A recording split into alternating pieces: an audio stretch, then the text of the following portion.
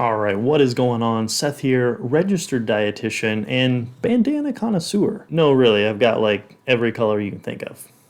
Anyway, Paul Anderson. If you know anything about strength or training or building muscle or being huge, you should know the name Paul Anderson because he might be the strongest person that ever lived. At 5 foot 9 inches tall, he weighed in over 370 pounds, and some of his strength feats are otherworldly. The guy could squat 1,200 pounds and was the first person to record an over 400 pound over the head press. Now keep in mind, this was the 1950s, for rampant steroid use was prominent. He was also the last American to win gold in the Olympics in the super heavyweight division in weightlifting. But I'm not here to talk about his training. I'm actually going to dig into his nutrition and see what this guy ate to get so massive and pack on so much muscle onto a relatively small frame. Let's dig in and see what we can find. So you've probably heard of the gallon of milk a day diet, or the GOMAD diet as it's called. And you might be expecting me to say, yeah, Paul did the GOMAD diet. But he didn't. He did the super GOMAD diet. He didn't drink 1 gallon of milk per day. He drank 2.5 gallons of whole milk every single day. That's almost 6,000 calories from milk alone. Paul also had 3 whole meals every single day and used progressive food overload to add more calories to each meal as often as he could. For instance, if he was having pork chops, he would force himself to have an extra pork chop or an extra piece of bread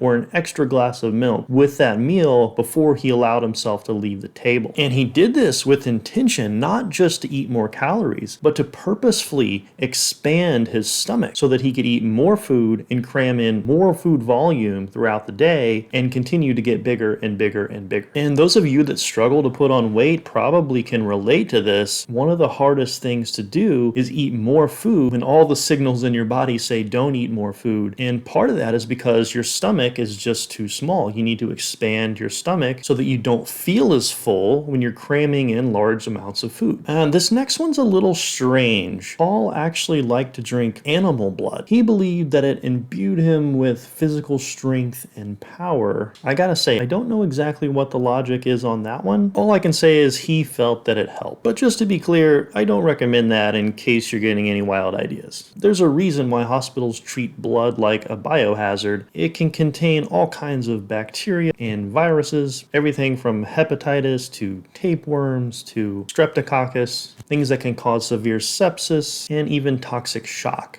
I think you get the point. Paul also pioneered the idea of an intra-workout drink, but maybe not in the way you would expect. Paul's training was very unique. He often trained at home using special equipment, and he would stretch his training out sometimes 8 to 10 hours throughout the day. He would do a set and then take 10 or 15 minutes before doing another one. In between all those sets, he was drinking milk. The milk provided a constant calorie surplus and an anabolic environment to make sure that training was properly fueled, and he was always in a really good anabolic state. Now, you probably aren't training 8 to 10 hours a day, but even if you're training an hour or more, an intra-workout can be really beneficial. A carbohydrate-based intra-workout increases the circulating glucose in the blood and is directly oxidized by the working muscle tissue, which spares internal glycogen storage and maintains a high rate of ATP production during your workout. That way you don't get a drop-off. And apparently in later years, Paul liked to eat a lot of ice cream and Coca-Cola. And those are certainly very efficient ways to pack in the calories. Ice cream specifically being very palatable while containing high levels of fat and sugar. And let's be honest, there's really a separate stomach for ice cream. It doesn't even really count. I mean, I can sit down with a pint of ice cream and before I know it, half the thing is gone. I've only made it through like half the show I'm watching. But these are the sorts of tools that you can employ if you're struggling to gain weight or struggling to bulk up. And you may not necessarily want to eat a pint of ice cream and 2 gallons of milk every day. The same principles apply. You want to find foods that are a little bit more palatable so that you can get more calories in without filling yourself up too much. And I think these are the main takeaways we can pull from Paul Anderson when it comes to nutrition. If anything, the guy knew how to bulk up, and he's one of the strongest people to ever live. But that's going to wrap up this breakdown. I hope you found some value in it. If so, feel free to subscribe along to the channel, and I'll see you guys on the next one.